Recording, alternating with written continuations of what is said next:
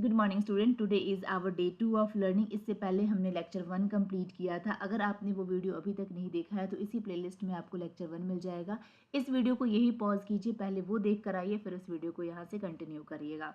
आज के इस वीडियो में हम सीखने जा रहे हैं compilation and execution process of any C++ program. तो आपके लिए लेक्चर 1 पहले देखना बहुत ज़रूरी है। सिर्फ लेक्चर 1 ही नहीं, अगर आप C++ बिल्कुल बेसिक से सीखना चाहते हैं और बहुत अच्छे से सीखना चाहते हैं तो सारी वीडियोस आपको इसी प्लेलिस्ट में मिल जाएंगे। आप सारे वीडियोस को उनके सीरियल ऑर्डर में ही देखिएगा सो दैट आपकी लर्निंग बेटर हो सके और आपको चीज़ें बहुत अच्छे से समझ में आ सके। तो चलिए स्टार्ट करते हैं हम कंपाइलेशन एंड एग्जीक्यूशन। ओके, इसको एक्सप्लेन करने के लिए मैं क्या कर रही हूँ, यहाँ पे मैं एक बेसिक सा C++ का एक प्रोग्राम लिख लेती हूँ। सबसे पहले #include iostream using name space std int main, बहुत बेसिक सा प्रोग्राम लिखूंगी। Return 0, compilation and execution. ठीक है, अब यहाँ पे मैं एक काम मुझे और करना है। इसके बाद मैं यहाँ पर एक मैक्रो डिफाइन कर रही हूँ। अब अगर आप में से कुछ स्टूडेंट ऐसे होंगे जिनको नहीं पता होगा कि मैक्रो क्या होता है, तो परेशान होने वाली कोई बात नहीं है। अभी के लिए आप बस इतना समझ लो कि ये जो 10 है ना, 10 एक नंबर है, इसको मैंने एक नेम दे दिया है मैक्स। आगे आने वाले लेक्चर्स में जब हम प्री प्रोसेसर पढ़ रहे होंगे तब हम मैक्रो बहुत अच्छे से पढ़ेंगे। अब आप ये सोचोगे कि 10 तो हम लिख ही सकते थे ना, फिर मैक्स क्यों लिखा हमने। लेट सपोज 10 को अगर मैं 10 को मैं चेंज करके आपको बताती हूँ। 10 अगर 10 ना हो कि 10.1 2 3 4 5 6 7 ऐसा कोई डिजिट होता और मुझे इसे अपने प्रोग्राम में मल्टीपल टाइम्स यूज़ करना है, तो देयर इज़ अ पॉसिबिलिटी कि जब मैं इस नंबर को बार बार लिखूंगी तो मुझसे कुछ डिजिट मिस हो जाए, मुझसे मिस्टेक हो जाए। बट अगर इसकी जगह पे मुझे मैक्स लिखना हो बार बार तो क्या मुझे गलती होगी? मुझसे नहीं होगी ना। तो इसीलिए मैंने इस नंबर को ये नेम दे दिया। अब जब भी मुझे पूरे प्रोग्राम में इस नंबर को लिखने की ज़रूरत होगी, मैं क्या करूँगी, मैं मैक्स लिख दूँगी। ठीक है, तो इससे हमारा कोड बहुत लिखना हमारे लिए बहुत आसान हो जाएगा। तो अभी के लिए आप बस मैक्रो में इतना ही समझ लो, लेकिन इस वक्त मैं कोड को ईजी रखने के लिए इसको 10 कर देती हूँ। मेन में आके मैंने एक वेरिएबल बनाया int a is equals to 25। एक a को मैंने 25 असाइन किया और फिर मैं इस मैक्स की वैल्यू को प्रिंट करूँगी। तो यहाँ क्या मिल जाएगा, मुझे 10 मिलेगा। उसके बाद लाइन चेंज करते हैं हम, और लाइन चेंज करके मैं इसमें a की वैल्यू प्रिंट कर लेती हूँ। देन और उसके बाद अगेन नेक्स्ट लाइन में एक यूज़र डिफाइंड स्टेटमेंट प्रिंट कर लेंगे हम, हग योर बग। ठीक है, अब मैं इसको सेव करती हूँ। सेव करने के लिए जो हमारा लेक्चर 2 था ना, इससे पहले हम आते हैं डेस्कटॉप पे मैंने एक फोल्डर बना रखा है HUB means hug your bug के नेम से। आपके सारे कंटेंट मैं यहीं पे रखती हूँ। तो लेक्चर 1 लेक्चर 2 यहीं पे मैं इस HUB में ही मैं एक फाइल बनाती हूँ prg1.cpp।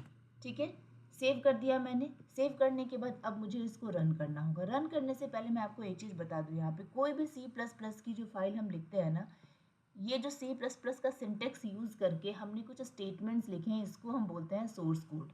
ठीक है, और इस फाइल को हम बोलेंगे सोर्स कोड फाइल या सोर्स फाइल। C++ में जो हमारा कंपाइलेशन होता है वो हमेशा लाइन नंबर 1 से स्टार्ट होता है और एंड तक होता है। लेकिन जो हमारा एग्जीक्यूशन होता है, जो प्रोग्राम हमारा एक्चुअली रन करता है, वो हमेशा मेन से स्टार्ट होता है। इस प्रोग्राम में अगर आप देखोगे तो मेन हमने लाइन नंबर 5 पे लिखा है, but irrespective of line number अगर ये मेन 100th लाइन पे भी लिखा होता तो भी कंपाइलर मेन को वहाँ सर्च करता और वहाँ से एग्जीक्यूशन प्रोग्राम का शुरू करता। तो कहाँ लिखा है मेन, इससे फ़र्क नहीं पड़ता है, एग्जीक्यूशन हमेशा मेन से ही स्टार्ट होगा। मेन क्या है, हमारा एंट्री गेट है प्रोग्राम का। और ये एग्जीक्यूशन होगा कैसे, टॉप टू बॉटम। ठीक है, टॉप टू बॉटम ऐसा एग्जीक्यूशन होगा, line by line, 1 by 1 execution होगा। अब आपका हो सकता है मन में ये सवाल आपके आ रहा होगा कि क्या हम इस लाइन के बाद इस लाइन में नहीं जा सकते, इस लाइन के बाद इस लाइन में नहीं जा सकते, या फिर नीचे नहीं आ सकते? बिल्कुल आ सकते हैं। ये हम तब सीखेंगे जब हम कंट्रोल स्टेटमेंट सीख रहे होंगे, या फिर हम फंक्शन सीखेंगे, लूप सीखेंगे, तब हम सीखेंगे कि हम ये ऐसे जंपिंग कैसे कर सकते हैं। बट अभी के लिए आपको बस इतना समझना है कि हम line by line, step by step he execute करते हैं। सबसे पहले मेन में आने के बाद हमारा लाइन नंबर 7 एग्जीक्यूट होगा, ये वाला line, then line number 8, then line number 9, then 10 and then 11। ठीक है, तो इस फाइल को जब मैंने सेव कर दिया, अब मैं इस लोकेशन पे जाती हूँ जहाँ पे मैंने ये फाइल क्रिएट की है। ये है वो लोकेशन जहाँ पे मैंने ये फाइल क्रिएट की है। अब देखो यहाँ पे अभी जस्ट मैंने एक prg1.cpp नेम से फाइल बनाई है। ठीक है, ये फाइल किसकी? C++ की फाइल है। इसी को हम बोलते हैं सोर्स कोड। अगर आप ध्यान से देखोगे तो यहाँ क्या लिखा है? C++ source file. ठीक है, अभी तक जब मैंने कोड लिखा है सिर्फ और सिर्फ एक ही फाइल बनी है, वो है हमारा सोर्स फाइल। अब मैं इसको रन करूँगी, मैं 1 गो में यहाँ कंपाइल एंड रन कर देती हूँ। तो कंपाइल एंड रन होने के बाद आपको सबसे पहले मिलेगा यहाँ पर आउटपुट हमारा। तो ये रहा हमारा आउटपुट। सबसे पहले लाइन नंबर 8 पे जो हमारा मैक्स था वो प्रिंट हो गया, मैक्स की वैल्यू प्रिंट हो गई। देन लाइन नंबर 9 पे ए की वैल्यू प्रिंट हो गई और नेक्स्ट लाइन में हग और बग प्रिंट हो गया। ये क्या था? हमारा एग्जीक्यूटेबल फाइल है ये .exe। आप देखो यहाँ पे prg1.exe बनी है, इसी को हम बोलते हैं एग्जीक्यूटेबल फाइल। तो रन होने के बाद अब हम वापस चलते हैं उसी लोकेशन पे जहाँ पे हमने ये फाइल रखी थी। अब ध्यान से देखो, यहाँ पे जस्ट एक नई फाइल बन गई। ये किस टाइप की फाइल बनी? .exe फाइल बनी, एग्जीक्यूटेबल फाइल बनी। इट मीन जब भी हम कोई प्रोग्राम IDE पे रन कर रहे होते हैं तो दो तरीके की फाइल बनती है, पहली हमारी सोर्स कोड फाइल और दूसरी हमारी एग्जीक्यूटेबल फाइल। तो अब आप ये सोच रहे होंगे, जब भी हम कोई प्रोग्राम लिखते हैं, लेट सपोज इस केस में हमने prg1.cpp बनाया था और ये कन्वर्ट हो गया prg1.exe में, तो हमेशा ऐसा ही होता होगा कि prg1.cpp से डायरेक्ट कन्वर्जन हो जाता है prg1.exe में। बट ऐसा बिल्कुल भी नहीं है। इस स्टेप से इस स्टेप तक आने के बीच में कुछ इंटरमीडिएट स्टेप्स भी होते हैं और वो आपका सीखना बहुत ज़रूरी है। इसलिए ज़रूरी है आपका वो सीखना क्योंकि कई बार जब आप सोर्स कोड लिख रहे होते हैं ना, तो आप अपने अकॉर्डिंग कोड लिखते हैं और जब आपको आपके अकॉर्डिंग सेटिस्फैक्ट्री आउटपुट नहीं मिलता है .exe फाइल रन होने के बाद, तो आपको लगता है कि हमने कहीं पे गलती कर दी है अपना सोर्स कोड लिखने में। लेकिन प्रॉब्लम वहाँ नहीं होता। प्रॉब्लम ये होता है कि जब आप लिख रहे होते हो तो आपको पता नहीं होता है कि ये जो सोर्स कोड है ये अलग अलग स्टेज पे किस तरीके से कंपाइल होगा, किस तरीके से ट्रांसलेट हो रहा है, कंपाइलर इसको कैसे ट्रीट कर रहा है कि हमारा जो फाइनल आउटपुट है .exe में वो डिफरेंट आ रहा है। तो इसलिए आपको कभी कभी बिहाइंड द सीन जानना भी बहुत ज़रूरी होता है कि बैकएंड में ये फाइल्स कैसे ट्रांसलेट हो रही हैं। तो अभी हम सबसे पहले यही सीखेंगे कि prg1.cpp से prg1.exe बनाने के बीच में कितनी और इंटरमीडिएट फाइल्स क्रिएट होती हैं। ये मैं आपको प्रैक्टिकली स्टेप बाय स्टेप दिखाऊंगी करके यहाँ पे, बट उससे पहले मैं आपको थ्योरेटिकली एक्सप्लेन कर देती हूँ कि एग्जैक्टली होता क्या है। एक बार जब आप थ्योरी में देख लोगे तो जब मैं आपको प्रैक्टिकल सिखा रही होंगी तो आप इजिली रिलेट कर पाओगे। अदरवाइज अगर मैंने आपको प्रैक्टिकली डेमोन्स्ट्रेट करके पहले दिखा दिया और आपके पास कोई थ्योरी मटेरियल नहीं है, तो आप दोनों में रिलेशन एस्टैब्लिश नहीं कर पाओगे फिर आपके समझ में नहीं आएगा। एक एक फाइल मैं आपको क्रिएट करके दिखाऊंगी। बिटवीन आप क्या करिएगा, इस पूरे डायग्राम का स्क्रीनशॉट लेके अपने पास आप रख सकते हो। ठीक है, सबसे पहले जो फाइल हमने क्रिएट की वो है prg1.cpp। इसको हम क्या और बोल सकते हैं? इसको हम और बोल सकते हैं सोर्स कोड, सोर्स फाइल या सोर्स कोड फाइल। ठीक है, इसके बाद ये prg1.cpp जो है ये कन्वर्ट होता है एक्सपेंडेड सोर्स कोड में। ठीक है, और वो फाइल बनेगी prg1.ii। ठीक है, ये कौन सी फाइल होगी? ये होगी एक्सपेंडेड सोर्स कोड। ओके, इसके बाद ये prg1.ii अगेन कन्वर्ट होगा एक असेंबली कोड में, और इस फाइल का नेम होगा prg1.s। ठीक है, अब ये prg1.s जो है ये कन्वर्ट होगा prg1.o में, और इसको हम बोलेंगे ऑब्जेक्ट कोड, ऑब्जेक्ट कोड। और prg1.o अगेन कन्वर्ट होगा prg1.exe में, जिसको हम बोलते हैं एग्जीक्यूटेबल फाइल। ठीक है, इस कोड की जगह पे आप यहाँ पे एक्सपेंडेड सोर्स फाइल, आप यहाँ पे असेंबली फाइल लिख सकते हो और यहाँ पे भी ऑब्जेक्ट फाइल लिख सकते हो। ठीक है, एग्जीक्यूटेबल फाइल में। अब जरा ध्यान से देखना, आपने जब IDE पे कोड लिखा तो आपने prg1.cpp क्रिएट की और कंपाइलर ने आपको prg1.exe क्रिएट करके दे दी। इन बिटवीन 3 इंटरमीडिएट फाइल्स बनी थी जो कि आपने देखी नहीं। यही तीनों बना के हम सीखेंगे इस पूरे कंपाइलेशन एंड एग्जीक्यूशन प्रोसेस में। अभी इसमें मैं आपको और कुछ बता दूं, जब prg1.cpp एक फाइल क्रिएट हम करते हैं और वो कन्वर्ट हो रहा होता है prg1.ii में, तो ये काम जो है ना वो प्री प्रोसेसर करता है। प्री प्रोसेसर क्या करता है, prg1.cpp को प्री प्रोसेस करता है, मीन्स कंपाइलर के पास जाने से पहले का ये स्टेप होता है, इसीलिए हम इसको प्री प्रोसेसर बोलते हैं या प्री प्रोसेसिंग स्टेप बोलते हैं। और इस स्टेप को प्रोसेस करने के लिए हम यूज करते हैं प्री प्रोसेसर का। प्री प्रोसेसर prg1.cpp को प्रोसेस करता है और prg1.ii में कन्वर्ट कर देता है। तो प्री प्रोसेसर के लिए ये कौन सी फाइल हो गई, इनपुट फाइल, और ये कौन सी फाइल बन गई, आउटपुट फाइल, क्योंकि इसने क्या किया, prg1.cpp को एज एन इनपुट लिया और आउटपुट में उसने क्या रिटर्न किया, prg1.ii। अब prg1.ii कंपाइलर के पास जाता है और कंपाइलर prg1.ii को कन्वर्ट कर देगा prg1.s में। तो अब इस कंपाइलर के लिए ये फाइल कैसी हो गई, इनपुट फाइल, और ये फाइल कैसी हो गई, आउटपुट फाइल। ठीक है, अब prg1.s मिल गया हमें। prg1.s से जब prg1.o बन रहा होता है, ऑब्जेक्ट फाइल बन रहा होता है, तो यहाँ पे असेंबलर आता है और इस टास्क को असेंबलर परफॉर्म करता है। तो असेंबलर के लिए ये वाली फाइल कैसी बन गई, इनपुट फाइल, और ये वाली फाइल कैसी बन गई, आउटपुट फाइल। prg1.o से prg1.exe जब कन्वर्ट हो रहा है तो यहाँ पे लिंकर इन्वॉल्व होता है। ये काम कौन करता है, लिंकर करता है। तो लिंकर के लिए prg1.a क्या बन गया, इनपुट फाइल, और prg1.exe क्या बन गया, आउटपुट फाइल। तो अब जरा ध्यान से देखो आप, तो इसमें कितने स्टेप्स इन्वॉल्व हैं। एक स्टेप तो ये है जहाँ पे आपने prg1.cpp से prg1.ii बनाया, ये बन गया आपका फर्स्ट स्टेप, जिसमें इनपुट फाइल कौन सी थी, prg1.cpp, और आउटपुट फाइल थी आपकी prg1.ii। अब जो प्रीवियस स्टेप का हमारा आउटपुट फाइल था वो नेक्स्ट स्टेप का क्या बन जाएगा, इनपुट फाइल बन जाएगा। तो prg1.ii क्या था, हमारा लास्ट स्टेप का आउटपुट फाइल था। तो अब नेक्स्ट स्टेप के लिए यही तो हमारा इनपुट बनेगा।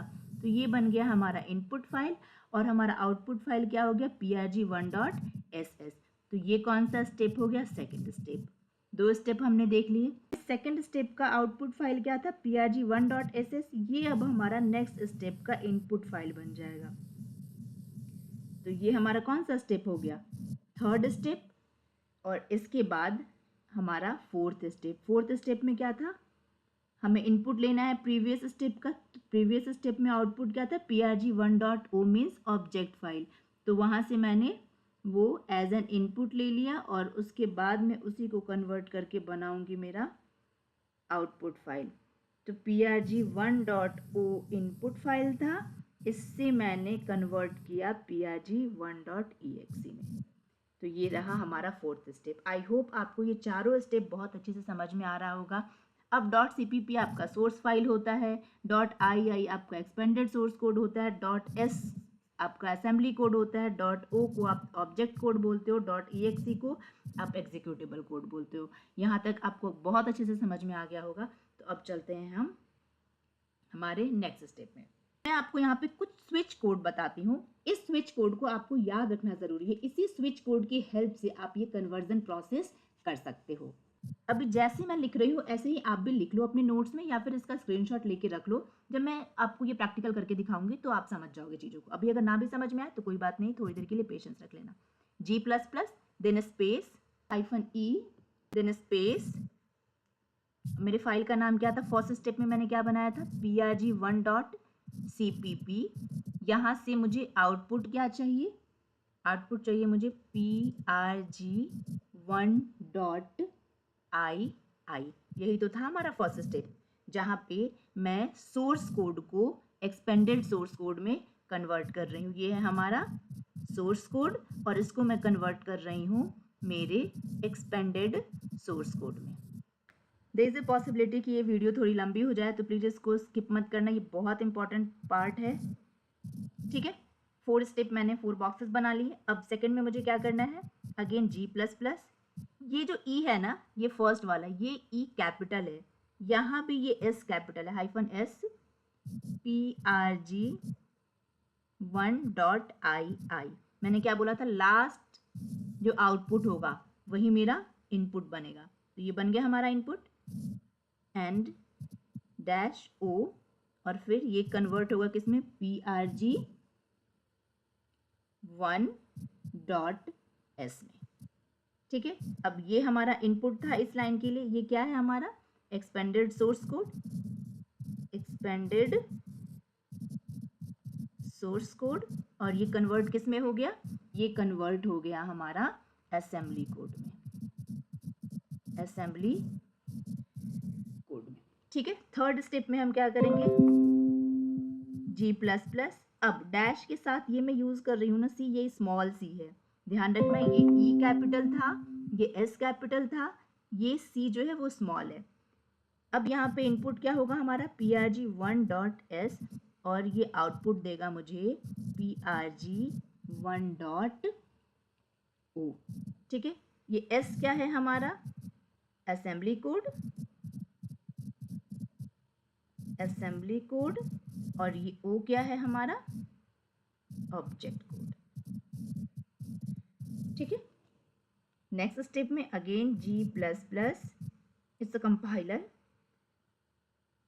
स्मॉल v prg1.o, ये आउटपुट क्या देगा मुझे, prg1.exe, ये क्या है, ऑब्जेक्ट कोड, और ये क्या है, एग्जीक्यूटेबल फाइल, ठीक है। अगर ये आपके समझ में आ गया तो अब मैं बता दूं इस प्रोसेस को, स्टेप नंबर 1 को एग्जीक्यूट करने के लिए। अब आप मुझे बताओ कि स्टेप नंबर 1 को एग्जीक्यूट कौन करता है, ये काम करता है हमारा प्री प्रोसेसर, ठीक है। स्टेप नंबर 2 को एग्जीक्यूट कौन करेगा, ये काम करेगा हमारा कंपाइलर।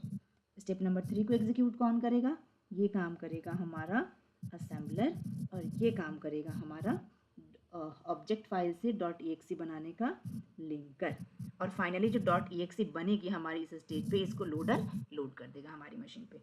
ये भी आप स्क्रीनशॉट लेके रख सकते हो और इसकी प्रैक्टिस कर सकते हो, ठीक है। तो चलो अभी सबसे पहले मैं आपको ये प्रैक्टिकली करके दिखाती हूँ। जैसे जैसे जो मैं स्टेप करूँगी ना, आप उस स्टेप को इस स्क्रीन से मैच करना और फिर देखना।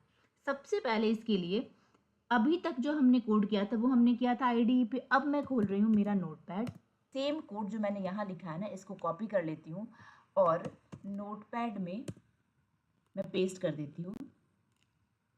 तो ये रहा नोटपैड। अब इसमें जो कमेंट लाइन था ना, इसको मैं रिमूव कर देती हूँ यहाँ से, इसकी नीड नहीं है, तो इसको मैं यहाँ से रिमूव कर देती हूँ। और इसके बाद मैं इसको भी, इस फाइल को भी उसी लोकेशन पे सेव कर दूँगी जहाँ पे मैंने इनको सेव किया। अच्छा, prg1.cpp से। अब इस फाइल को ना इस लोकेशन पे, चूंकि ऑलरेडी एक prg1.cpp है, तो यहाँ पे हम क्रिएट नहीं कर सकते, तो मैंने लेक्चर 2 के अंदर prg1.cpp, अब यहाँ पे मैं इसको सेव कर रही हूँ लेक्चर 2 में, ठीक है। सेव करने के बाद अब हम चलेंगे कमांड प्रॉम्प्ट पे। तो इसके लिए मैंने क्या किया, Windows+R और CMD, हम आ गए मेरे कमांड प्रॉम्प्ट पे।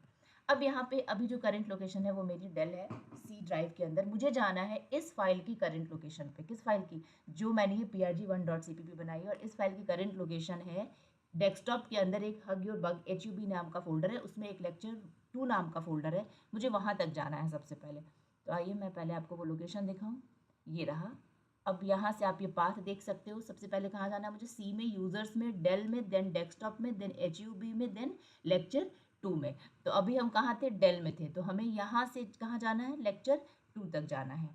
तो अब इसके लिए मैं कुछ यहाँ पे कमांड फायर करूँगी, देख में से कुछ स्टूडेंट को ये आता होगा तो ठीक है, आप समझ जाओगे। जिनको नहीं आता है, अगर आप ये देख के सीख सकते हो तो सीख लो, अदरवाइज आप मुझे कमेंट बॉक्स में लिख के बताना। मैं कुछ कमांड्स डॉस के आपको सिखा दूंगी, जिससे कि आप ये प्रैक्टिकल डेमोन्स्ट्रेशन खुद से भी कर सकते हो। सीडी से हम डायरेक्टली चेंज करते हैं अपना। अभी हम डेल डायरेक्टरी में है, मुझे डेस्कटॉप पे जाना है, तो मैंने क्या लिखा, CD स्पेस डेस्कटॉप। मैं आ गई डेस्कटॉप पे। जो हमारी करंट डायरेक्टरी होती है वो लास्ट में यहाँ पे विजिबल होती है। मुझे अब किसके अंदर जाना है, HUB में।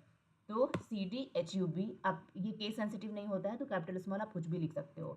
अब इसके अंदर क्या है, लेक्चर 2। तो फिर से मैंने लिखा CD lecture 2। The system can not find the path specified, lecture 2। Spelling mistake तो नहीं हो गया, लेट्स चेक। L इज, अच्छा लेक्चर स्पेस 2 है, सॉरी लेक्चर स्पेस 2 है, तो मुझे लेक्चर स्पेस 2 आ गए हम। अब मेरा ये करंट लोकेशन हो गया। अब इस लोकेशन पे कौन कौन सी फाइल है, अगर वो मुझे देखनी है तो मैं क्या कमांड फायर करूँगी, dir फॉर डायरेक्टरी। अब देखो, अभी यहाँ पे अगर आपको याद होगा तो सिर्फ एक ही फाइल है हमारी prg1.cpp, जो कि मैंने अभी क्रिएट की है। तो अब जरा मैं आपको यहाँ से दिखाती हूँ विंडोज़ से कि क्या यही फाइल है। बिल्कुल एक ही फाइल है हमारे पास, prg1.cpp। चलो वापस चलते हैं कमांड प्रॉम्प्ट पे।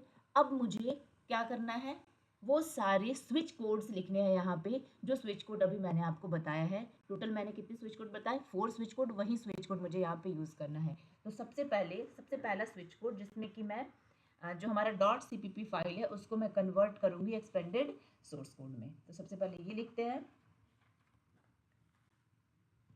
G++ space dash capital E, ठीक है। Then prg1.cpp, this is your input file, dash O, small o है, एंड prg1.ii। अब इस पूरी लाइन में यहाँ से यहाँ तक सब कुछ स्मॉल है एक्सेप्ट दिस E, बस ये एक कैपिटल है, बाकी सब कुछ स्मॉल है। जो जैसा है आपको बिल्कुल वैसा ही लिखना है। के बाद एंटर। अब यहाँ पे कुछ भी मैसेज नहीं आया ना, इट मीन्स कि ये हमारा जो ट्रांसलेशन है वो हो चुका है। prg1.cpp prg1.ii में कन्वर्ट हो चुका है सक्सेसफुली। देखना चाहते हैं कि क्या ये फाइल कन्वर्ट हुई है, अगर ऐसा होगा तो इसी लोकेशन पे मुझे prg1.ii फाइल भी मिलेगी। तो अब अगर मैं dir कमांड फायर करूँगी तो मुझे क्या मिलेगा, देखो पहले जब मैंने dir कमांड फायर किया था तो मुझे सिर्फ prg1.cpp मिला था। अब जब मैंने dir कमांड फायर किया तो मुझे prg1.cpp और दूसरी फाइल कौन सी मिली, prg1.ii। अब अगर इन फाइल्स की आप कंटेंट देखना चाहते हैं तो सबसे पहले मैं आपको दिखाती हूँ कंटेंट prg1.cpp का। prg1 टाइप prg1.cpp, किसी भी फाइल का कंटेंट देखने के लिए टाइप कमांड हम यूज़ करते हैं। यही कोड लिखा था हमने, #include IO stream using namespace std #define max10 int main में 5 लाइन, दैट्स इट। अब मैं आपको कंटेंट दिखाती हूँ prg1.ii का। इसको रन करने से पहले, इस कमांड को फायर करने से पहले एक चीज़ आपने नोटिस की क्या, यहाँ पे prg1.cpp जो मैंने लिखा था ये 163 बाइट में लिखा था, और prg1.ii जो क्रिएट हुआ है वो इतने बाइट में क्रिएट हुआ है। कैन यू ऑब्जर्व कि ये 5,27,880 बाइट्स है। मीन्स एक 163 बाइट का कोड 5,27,880 बाइट में कन्वर्ट हो गया। कैसे, क्योंकि हमने एक नॉर्मल सोर्स कोड को एक्सपेंड किया। एक्सपेंड करेंगे तो वो कोड हमारा एक्सपेंड होगा, साइज हमारा एक्सपेंड होगा। अब इसमें हुआ क्या है जिसकी वजह से एक्सपेंशन हुआ है, अब आप देख सकते हो। यहाँ पे मैंने एंटर हिट किया और ये रहा कंटेंट किसका, prg1.ii का। मैं स्क्रॉल नहीं कर रही हूँ विंडो को, ये फाइल इतनी बड़ी है कि स्क्रॉल अप होता जाएगा और आप देखो कि लास्ट में आपको 5,27,000 बाइट की ये फाइल है। तो बट ऑब्वियस है कि बहुत लंबी फाइल होगी। तो देखो ये स्क्रॉल होता जाएगा और काफ़ी टाइम लगेगा, इसमें कम से कम 15 से 20 सेकेंड लगेंगे, तब जाके ये पूरा फिनिश होगा।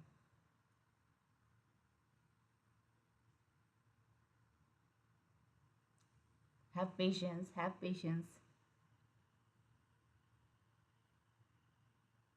Few seconds more. We are just about to end. These all are the content of the new file, that is prg1.ii जो कि हमारा नया आउटपुट फाइल है prg1.ii, ये उसका कंटेंट है। क्या आप देख सकते हो कितना कितना लंबा ये फाइल बना है। अब देखो यहाँ ध्यान से, अगर आपको आपका सोर्स कोड याद होगा तो ये रहा आपका मेन फंक्शन। मेन फंक्शन से पहले हमने सिर्फ 3 लाइन लिखा था। पहला line hash include IO stream, दूसरा लाइन हैश डिफाइन और तीसरा line using name space STD. तो यूजिंग नेम स्पेस एसटीडी तो यहाँ रह गया, 2 लाइन मिसिंग है यहाँ पे, पहला हैश इंक्लूड आईओ स्ट्रीम और हैश डिफाइन मैक्स। तो हैश डिफाइन मैक्स ने क्या किया, आप ध्यान से देखोगे तो यहाँ पे इसी स्टेप पे मैक्स रिप्लेस कर दिया गया 10 से।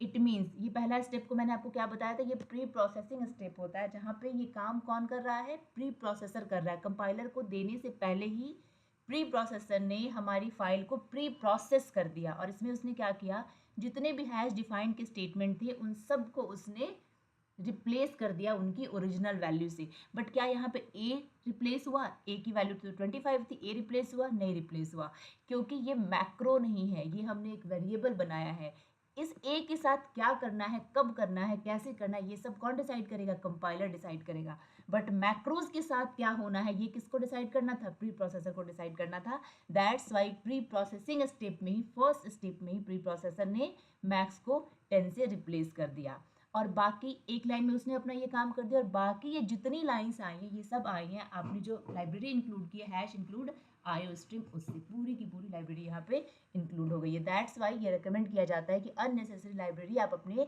कोड में मत इंक्लूड करो, क्योंकि इससे क्या होगा, आपके फाइल का साइज बढ़ता है और फिर एग्जीक्यूशन टाइम इंक्रीज होता है। क्या अब आपको ये समझ में आ रहा है, आपने देख लिया। ये स्टेप था जब प्री प्रोसेसर ने हमारे सोर्स कोड को प्री प्रोसेस करके कौन सी फाइल बनाई, एक्सपेंडेड सोर्स कोड बनाया। तो पहला स्टेप डन हो गया, सेकेंड स्टेप में मूव करते हैं। सेकेंड स्टेप के लिए स्विच कोड क्या है, G++, this is basically compiler of C++, और space dash capital S prg1.ii dash o space prg1.s। अब इस स्टेप में क्या होना है, इस स्टेप में जो प्रीवियस स्टेप का आउटपुट था prg1.ii एक्सपेंडेड सोर्स कोड जो बना था, उसको कंपाइलर क्या करेगा, असेंबली कोड में कन्वर्ट करेगा। एंटर हिट किया और ये भी successfully done. dir command fire करके चेक कर ले, ये हमारा prg1.cpp, prg1.ii और ये रहा हमारा prg1.s। देखो ये जो पूरा वीडियो है ना, ये थोड़ा सा लेंदी हो सकता है, क्योंकि ये कॉन्सेप्ट ही इतना लेंदी है कि ये वीडियो लेंदी हो ही जाएगा। आप वीडियो को स्किप मत करना, बहुत अच्छे से स्लोली, अगर आपको ये समझ में आ रहा है एक बार में तो बहुत अच्छी बात है, अगर समझ में नहीं आ रहा है तो वीडियो के स्पीड को कम कर देना, या फिर एक बार समझने के बाद दोबारा रिवाइंड करके समझना। हो सकता है अगर आप डॉस के साथ बहुत फैमिलियर नहीं हो तो आपको थोड़ा सा कॉम्प्लिकेटेड लग सकता है, बहुत स्टूडेंट को लगता है, तो परेशान होने वाली बात नहीं है। रिवाइंड करके वीडियो को वापस देख लेना, बहुत ईजी है, समझ में आ जाएगा। ठीक है, तो तीनों फाइल क्रिएट हो गई हमारी। अब हम जाएंगे हमारे थर्ड स्टेप पे। क्या आप अपनी ये prg1.s मीन्स असेंबली कोड देखना चाहते हो, क्या करेंगे हम, टाइप prg1.s। ये रहा हमारा असेंबली कोड। क्या आप देख पा रहे हो, यहाँ पे ये सारा निमोनिक है, कॉल मूव ये सब क्या है, निमोनिक है। ठीक है, तो निमोनिक्स आपने देख लिया। अब हम मूव करते हैं हमारे थर्ड स्टेप पे, जिसमें हमें क्या करना था, असेंबली कोड को कन्वर्ट करना है ऑब्जेक्ट कोड में। जैसे जैसे मैं बोल रही हूँ, आपने जो स्क्रीनशॉट लिया ना, आप उससे मैच करके वेरीफाई करते रहना। G++, देन लास्ट स्टेप में जो मैंने स्विच कोड में S यूज़ किया था ना, वो भी कैपिटल था।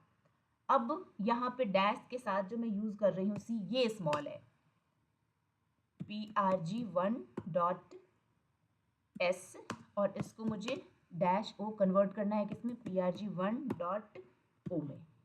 ठीक है, इस लाइन में सब कुछ स्मॉल था, ये भी कन्वर्जन हो गया। अब अगर आपको ऑब्जेक्ट फाइल देखनी है तो फिर से टाइप करो, टाइप prg1.o, ये रहा ऑब्जेक्ट फाइल। अब बढ़ते हैं हम अपने फोर्थ स्टेप पे, और उसमें क्या था, हमें ऑब्जेक्ट फाइल से एग्जीक्यूटेबल फाइल हमें बनानी है। फिर से G++ स्पेस स्विच कोड में हम क्या लिखेंगे, डैश v, ये v हमारा स्मॉल है, space prg1.o means object file, dash o prg1.exe। तो ये बन गई हमारी एग्जीक्यूटेबल फाइल। लिंकर ने ये हमारी फाइल यहाँ पे लिंक कर दी, जितनी भी हमारी ऑब्जेक्ट फाइल्स थी उनको कंबाइन कर दिया लाइब्रेरी फाइल से और हमारा एग्जीक्यूटेबल फाइल .exe रेडी है। अब मुझे ये एग्जीक्यूट करना है। एग्जीक्यूट करने के लिए मैं क्या करूँगी, prg1.exe भी लिख सकते हैं या फिर prg1 भी लिख सकते हैं। सिर्फ फाइल नेम लिखने से भी हमारा लोडर लोड कर देगा prg1.exe को। तो ये देखो आउटपुट सेम है जो हमने यहाँ देखा था IDE से रन करके 1025 और हग योर बग। तो अब आपने एक और चीज़ सीखी कि अगर आपके पास कोई IDE नहीं है तो भी आप C और C++ का प्रोग्राम लिख सकते हो। इसके लिए आपको बस दो चीज़ें चाहिए, एक तो कोई नोटपैड, यहाँ मैंने यूज़ किया कोई टेक्स्ट एडिटर, और दूसरा क्या चाहिए आपको, कंपाइलर। बस अगर आपके पास ये दो चीज़ें भी हैं तो भी आप C++ का प्रोग्राम लिख सकते हो, रन कर सकते हो। अब ये जितनी फाइल्स बनी है यहाँ तो आपने देख ही लिया, dir कमांड फायर करके अगर मैं आपको दिखाऊं तो आप देखो यहाँ पे सारी फाइल्स मिल गई। prg1.cpp जो सबसे पहली फाइल बनी थी, देन prg1.ii दूसरी फाइल, देन prg1.s तीसरी फाइल, prg1.o चौथी फाइल हमारी, और prg1.exe फिफ्थ और लास्ट फाइल। ठीक है, अब अगर आप इसको विंडो पे देखना चाहते हो तो ये देखो ये चारों फाइल यहाँ भी, पांचों फाइल यहाँ भी बन गई। लेकिन जब मैंने IDE से रन किया था तो आपको ध्यान हो यहाँ पे सिर्फ दो फाइल्स बनी थी। ये देखो ये दो फाइल्स बनी थी सिर्फ। तो दोनों में डिफरेंस आपको समझ में आ गया। क्योंकि हमें हमेशा ये करने की हैबिट होती है तो हमें समझ में नहीं आता है कि ऐसा भी कुछ हो रहा होगा। अब जब मैंने आपको प्री प्रोसेसिंग स्टेप दिखाया तब आपने विजुअलाइज किया कि हाँ हैश डिफाइन ने मैक्स को कैसे रिप्लेस कर दिया, बट उसने ए को बिल्कुल टच नहीं किया। अगर आपने ये नहीं देखा होता तो आप समझते मैक्स और ए ये दोनों बिल्कुल एक ही जैसे तो ट्रीट हो रहे हैं। यहाँ 10 को मैंने मैक्स कह दिया है और यहाँ 25 को मैंने ए कह दिया है। आपको ऐसा ही लगता, बट इस स्टेप पे आपने जब देखा तब आपको समझ में आया कि ये ए हमने कंपाइलर के लिए क्रिएट किया है। इसका काम कौन करेगा, कंपाइलर करेगा, लेकिन इसका काम कौन करेगा, प्री प्रोसेसर करेगा। तो आई होप आपको ये कॉन्सेप्ट बहुत अच्छे से समझ में आ गया होगा। आपने सारे इंटरमीडिएट फाइल्स बहुत अच्छे से देख ली, कोई डाउट नहीं है आपको अभी तक की वीडियो में। अगर डाउट है वापस रिवाइंड करके देखना, जो नहीं समझ में आता है तो प्लीज़ मुझे नीचे कमेंट बॉक्स में लिख के ज़रूर बता देना। मैं कोशिश करूँगी आपके डाउट्स क्लियर करने की। So that's it for today's video. I hope आपने कुछ नया सीखा. I will see you soon in my next tutorial. Till then, keep learning and keep growing.